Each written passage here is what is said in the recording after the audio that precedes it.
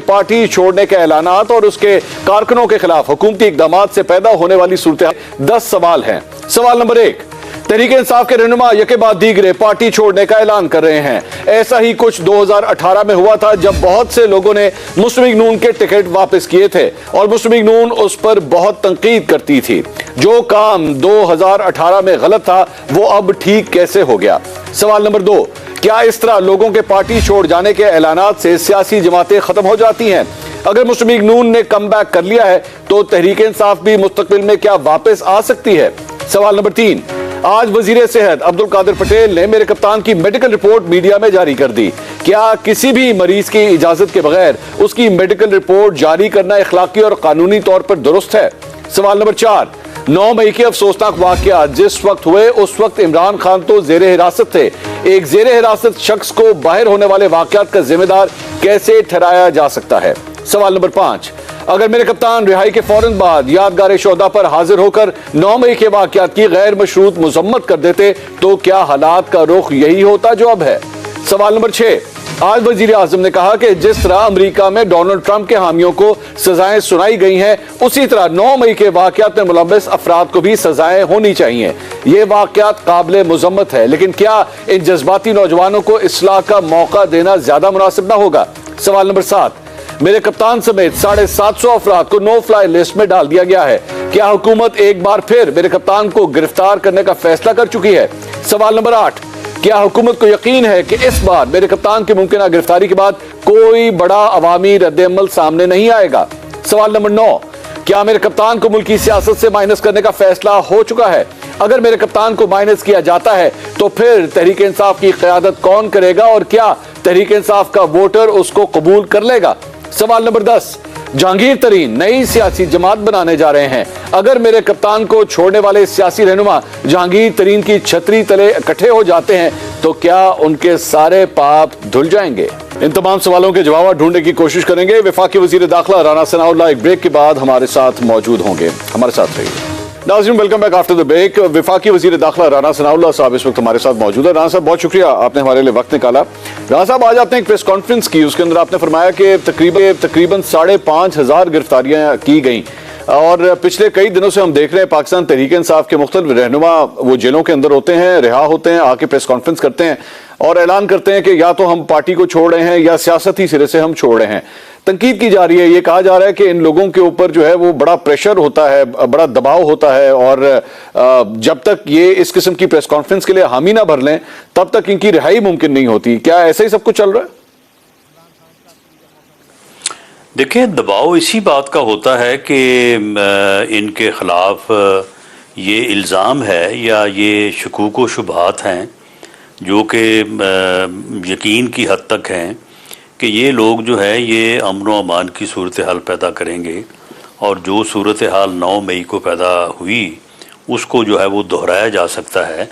तो जिन अदालतों ने इनके रिहाई के आर्डर्स किए उन्होंने भी बाकायदा कहा है कि इनसे बयान अल्फी लें और अगर ये अदरवाइज यकीन दहानी करवाते हैं और उन वाक़यात की मजम्मत करते हैं तो उसके ऊपर भी यकीन किया जाता है और किया जाना चाहिए कि अगर वो ये कहें कि वो 9 मई के वाक़यात को कंडेम करते हैं और दोबारा किसी ऐसी मूव का हिस्सा नहीं बनेंगे। लेकिन बाकी जो है वो जो चार्जशीट लगा रहे हैं अपनी पार्टी के ऊपर या अपनी लीडरशिप के ऊपर, तो ये तो उनका अपना चॉइस है। फयाजुल हसन चौहान साहब जो हैं, चले वो तो ये तो किसी ने उनको मजबूर कर दिया होगा कि आप जो है वो पीटीआई छोड़ दें जो कहा जाता है। तो वो जो उन्होंने लंबी चौड़ी चार्जशीट लगाई है जी, फलान डेट को मैंने ये कहा, मुझे ये कहा गया, फिर उसके बाद मुझे निकाल दिया गया, फिर उसके बाद मुझे मिनिस्ट्री दी, फिर उसके बाद मुझे मेरा दाखिला बंद कर दिया, तो उसका तो ना किसी को मालूम था ना कोई कह सकता है। ये तो उनका अपना चॉइस था। राना साहब, ये मुसर्रत जमशेद चीमा साहिबा ने जो बात की है रात, जी जो मुसर्रत जमशेद चीमा साहिबा ने जो बात की है रात, वो भी तो उन्होंने खुद ही कहा ना कि ये जिस किस्म का बयानिया अपनाया गया था उसका मंतकी नतीजा जो है वो 9 मई को सामने आ गया। ठीक, राना साहब, ये जितने लोग भी पार्टी को छोड़ के जा रहे हैं, पाकिस्तान तहरीक इंसाफ को छोड़ के जा रहे हैं, क्या इन लोगों में से चंद लोग या तमाम लोगों के लिए आपकी पार्टी के दरवाजे खुले हैं? नहीं, इन लोगों के लिए उस तफ्तीश के भी दरवाजे खुले हैं जो मुख्तलिफ एंटी टेररिस्ट एक्ट के तहत दर्ज हुए हैं, जिनकी इन्वेस्टिगेशन हो रही है। अगर ये उनमें किसी जगह भी मुलव्वस पाए गए तो बिल्कुल इनको जवाबदेही जो है वो देनी पड़ेगी। ये सिर्फ ये ऐलान कर देने से जो है वो मामला ख़त्म नहीं होगा। ये ऐलान सिर्फ इस हद तक है कि वो किसी किस्म की इस किस्म की एक्टिविटी में जो है वो हिस्सा नहीं लेंगे। अब आपने फयाजुल हसन चौहान का जिक्र किया। फयाजुल हसन चौहान ने अपनी प्रेस कॉन्फ्रेंस के बाद चंद प्रोग्राम्स के अंदर एक सजेशन दी जिसमें उन्होंने इमरान खान साहब के लिए यह कहा कि जी अगर वो पाकिस्तान, बेहतर है कि पाकिस्तान छोड़ के चले जाएं और बाहर जाके सियासत करें या जो कुछ भी है यहां से फिलहाल एक किनारा कशी इख्तियार कर लें। इमरान खान साहब के लिए आप भी कोई इस तरह का पैगाम देना चाहेंगे?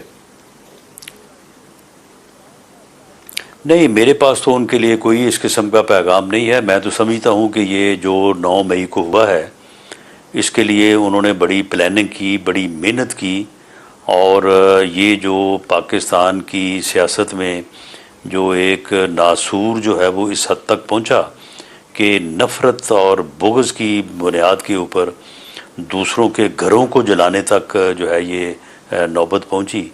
इस सारे का आर्किटेक्ट जो है वो इमरान खान है। उसे अपने इन जराइम की, अपने इन जो है वो नज़रियात की जो है वो उसको सज़ा मिलनी चाहिए। उसे इन चीज़ों को फेस करना चाहिए। उसने किस तरह से 2014 से लेके आज 10 साल हो गए हैं, उसने किस तरह से इस मुल्क का जो है वो बेड़ा गर्क किया है। इस मुल्क में सियासी इस्तेहकाम नहीं आने दिया। इस मुल्क में ओए तोए के कल्चर को परवान चढ़ाया। इस मुल्क में अपने मुखालफीन को जो है वो डाकू और चोर साबित किया। नौजवान नस्ल की को जो है वो ज़हनों में उनकी ज़हन साजी की और ख़ुद अपनी सियासी जदोजहद को जहाद करार दिया। यानी ये मुल्क जिस हालत को पहुंचा है, ये पहुंचाने वाले जो है वो इमरान खान साहब हैं। तो इसलिए मैं तो उनके लिए इस किस्म का कोई जो है वो पतला या बारीक रास्ता जो है वो सजेस्ट नहीं कर सकता। राना साहब, आपके ही कैबिनेट से ताल्लुक़ रखते हैं कादिर पटेल साहब, जो वफाकी वज़ीर सेहत भी हैं। उन्होंने आज एक प्रेस कॉन्फ्रेंस की और उस प्रेस कॉन्फ्रेंस में इमरान खान साहब की मेडिकल रिपोर्ट उन्होंने शेयर की, जिसके अंदर मुख्तलिफ बातें की गई हैं, क्या उनको गोली लगी है या नहीं लगी, और उसके बाद चंद और इल्ज़ामात भी लगाए गए। नारकोटिक्स के हवाले से भी जो थोड़ी सी गुफ्तगू की गई। ऐसे किसी की क्या मेडिकल रिपोर्ट इस तरह पब्लिक कर देना ठीक है? क्या ये एथिकली या कानूनी तौर पर जायज़ है? मेरा ख्याल है कि जो आदमी, वैसे तो जायज़ नहीं है जिस अंदाज से आपने बात की है, लेकिन जो लीडर होता है वो पब्लिक प्रॉपर्टी होता है, जो ख़ुद को पेश करे अवाम के सामने कि मैं आपको लीड करूँगा, तो उसकी, मेरा नहीं ख्याल कि उसकी प्राइवेट लाइफ भी जो है वो उसकी प्राइवेट लाइफ होती है। उसकी प्राइवेट लाइफ भी पब्लिक लाइफ होती है और पब्लिक को उसके मतलब सारा मालूम होना चाहिए।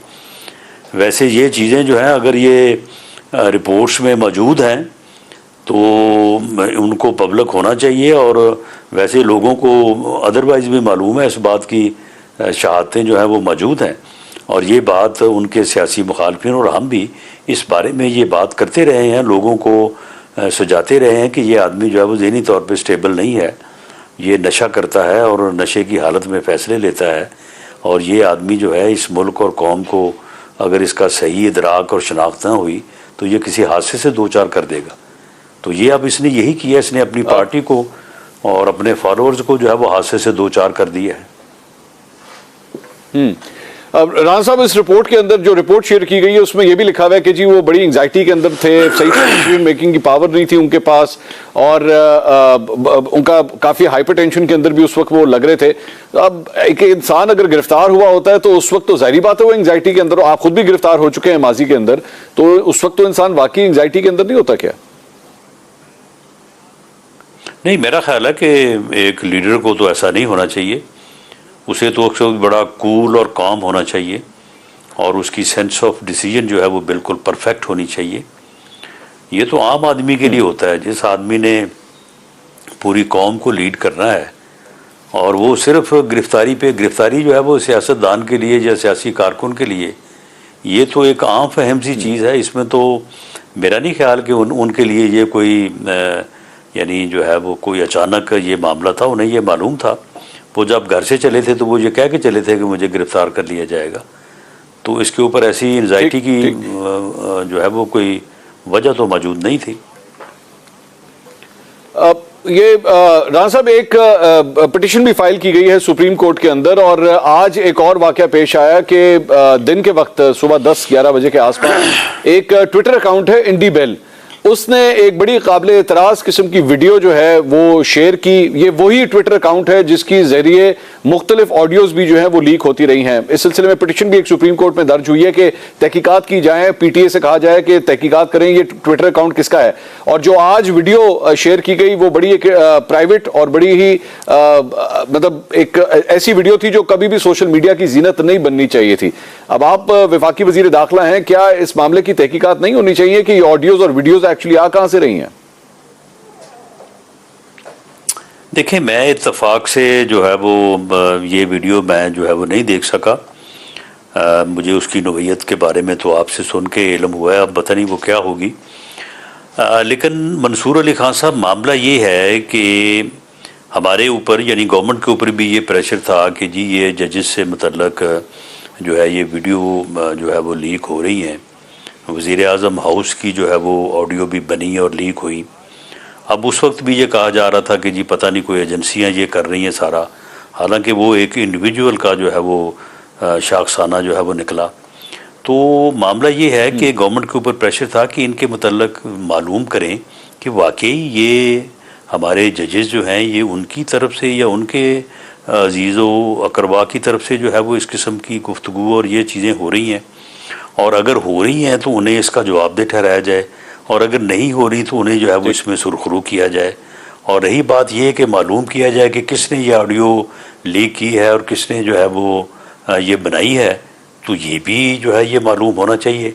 तो गवर्नमेंट जो है वो इसके ऊपर एक इंडिपेंडेंट एक आला सतही कमीशन ही बना सकती है ना, वो हमने बना दिया है।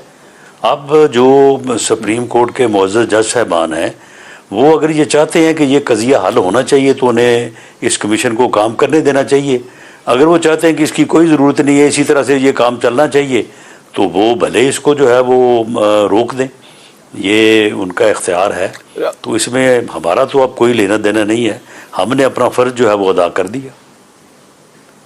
चीफ जस्टिस ने बड़ी नापसंदीदगी का इजहार किया, अपने रिमार्क्स भी दिए उन्होंने कि जी ये इस सिलसिले में डायरेक्टली चीफ जस्टिस को आप लोगों को लिखना चाहिए था, कहना चाहिए था, और उसके बाद वो कमीशन बनाते। तो चीफ जस्टिस को बाईपास कर दिया गया इस इंक्वायरी कमीशन को बनाने में। गलती हो गई हुकूमत की जानिब से आपकी नजर में? चीफ जस्टिस साहब को मुतल्लिका लॉ जो है वो देखना चाहिए और उस लॉ का हवाला देना चाहिए। उससे इंक्वायरी एक्ट में किसी जगह पे ये नहीं लिखा कि इस कमीशन को कायम करने से पहले कंसल्टेशन ऑफ चीफ जस्टिस जो है वो ज़रूरी है। ठीक ठीक। राणा साहब, एक और जो इस वक्त एक बड़ी गिरफ्तारी की कोशिश की जा रही है वो है परवेज इलाही साहब की। पिछले कल से हम देख रहे हैं कि ज़हूर इलाही रोड को दोनों तरफ से बंद कर दिया गया है। परवेज इलाही साहब के लिए 2 दफ़ा कल से लेकर अब तक छापे मारे जा चुके हैं, लेकिन परवेज इलाही साहब आप लोगों की पकड़ में नहीं आ रहे। मुश्किल हो रहा है उनको पकड़ना, ढूंढना मुश्किल हो रहा है, या क्या मसला है? देखें, मंसूर साहब, छुपना बहुत आसान होता है। एक आदमी जो अपने घर से उठे और 4 घर दूर जाके किसी कमरे में बैठ जाए, तो जब तक मुखबरी ना हो तो वो उसे जो है वो 10 एजेंसियां भी जो है वो गिरफ्तार नहीं कर सकती। छुपना बहुत आसान होता है, लेकिन उसकी एक कीमत होती है, और वो कीमत जो है वो चादर और 4 दीवारी का तहफ़्फ़ुज़ है। अपने घर, अपने अजीज़ो अकारब का जो है वो एहतराम और उनकी रिस्पेक्ट है। आप यकीन करें कि जब ये मेरे पीछे पड़े थे तो मुझे कुछ तकरीबन 1 हफ़्ता पहले जो है ये अशारे और ये चीज़ें नज़र आना शुरू हो गई थी कि ये मुझको गिरफ़्तार करेंगे, और मैंने कई जो है वो दोस्तों से जो है वो बात भी की। मैं भी छुप के किसी जगह पे बैठ सकता था, लेकिन मैं इसके लिए तैयार था कि जब भी कोई ऐसा मौका आया तो मैं खुद